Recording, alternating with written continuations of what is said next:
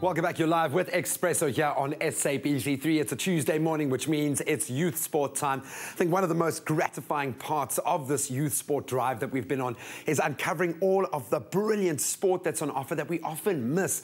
Now, of course, school sports has been shelved as most of our students get through final exams and such and try and close out their years, put summer sports on hold. But of course, our universities are still in full swing, and we were able to find some brilliant university football these ladies can play. Check it out.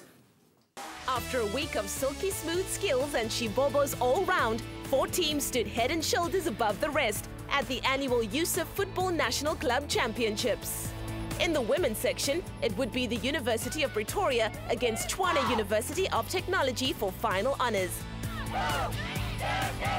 The ladies in white came out the blocks flying and dominated possession and the game from the middle of the park all the way to their strikers. TUT was struggling to create any sufficient chances and were limited in the number of attempts they had on goal.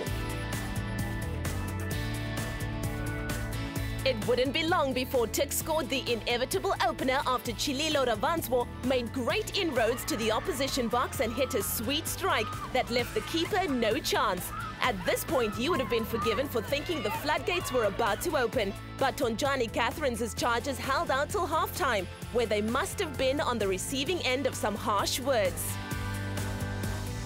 With the wind at their backs for the second half and a few key substitutions being made, the ladies in blue began their assault. Early in the second half, Pule and Tlapo hit an absolute peach of a snapshot from just outside the box, which caught everyone, including the Tuks keeper, off guard. With their tails up, TUT went in search of the winner, and they would find the back of the net thanks to the head of Marion Swing off a sweetly delivered corner. 2-1 is how it would stay in this Pretoria derby, as the constitutional capital was blue for the ladies of TUT. A visibly distraught Tuks captain was perplexed at her team's failure to win the coveted title. Well, kind of disappointed. I was aiming for the best because I know that we had good preparation, my team and I, and we were actually striving to bring the cup back because for so many years we've been losing the finals, semi-finals, and we never really won it. But I guess it's part of the game, and only God knows what happened. So yeah, I think the win did have a huge factor and an impact on the performance second half, and I think we kind of lost concentration. And again, I think my team, I don't know what happened, but yeah, I guess the win was one of the causes that made us just lose the game. Next, it was the guys' turn, and once again, Tuks was in the final as they took on the highly impressive Northwest University. The game got off to a slow start, with both teams trying to get a feel for one another and as many touches on the ball as they could.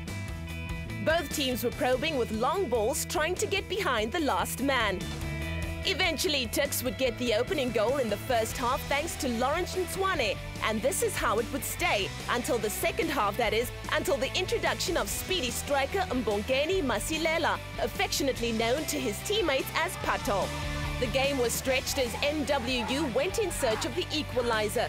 It was the super sub who provided the much-needed cushion after he got behind the defense like a thief in the night and coolly slotted home Tuks' second.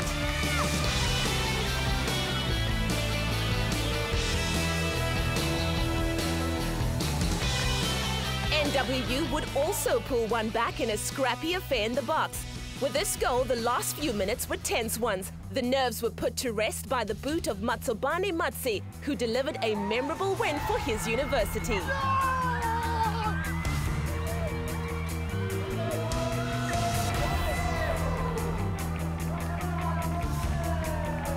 So it was Tuks who came out on top in the men's section of the tournament, with NWU coming in second. Wits is surprisingly 5th in the country, with TUT and UKZN making up top 5. In the ladies section, TUT reigned supreme, followed by Tuks and UJ. The University of Limpopo, the surprise package in what is a stellar top 5 list.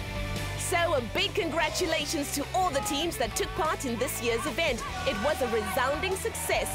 We will see them again at the 13th edition of this tournament next year in Tshwane.